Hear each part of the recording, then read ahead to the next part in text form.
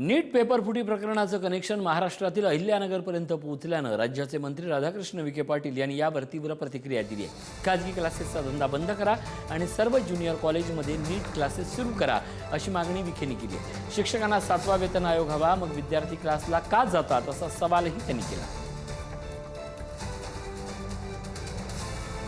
खाजगी क्लास बघते तुम्हाला माझं मत माहिती आहे। ते खाजगी क्लासेसवर बंदी घातली पाहिजे, ताबडतोब त्याचा धंदा बंद केला पाहिजे। पण त्यांच्या वडिलांकडे 2 लाख रुपये फी नाही ना। कोचिंग क्लास एक स्टेटस सिम्बॉल झालेला आहे। मग आम्ही एवढा खर्च महाविद्यालय अनुदानावर खर्च करतो, अनुदान विद्यालयावर खर्च करतो, मग या शिक्षकांची काय जबाबदारी आहे? अनुदानित एवढं प्रचंड आम्ही 6वा वेतन 7वा वेतन लावा आमची मागणी आहे। ओल्ड पेन्शन स्कीम लावा म्हणून मागणी करतो आम्ही।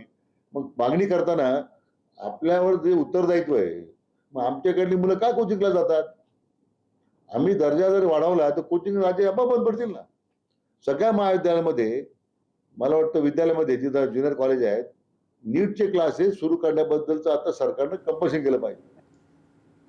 दरम्यान नीट परीक्षा रद्द झाल्याचे दुष्परिणाम आता दिसू लागले आहेत। याच नैराश्यातून 3 विद्यार्थ्यांनी आतापर्यंत आत्महत्या केली आहे। दिल्ली, राजस्थान, गोव्यातल्या विद्यार्थ्यांनी आपले जीवन संपवले।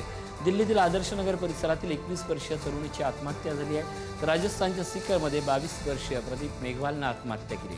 गोव्यातून 18 वर्षीय विद्यार्थ्यांना आत्महत्या केल्याचं समोर आलं।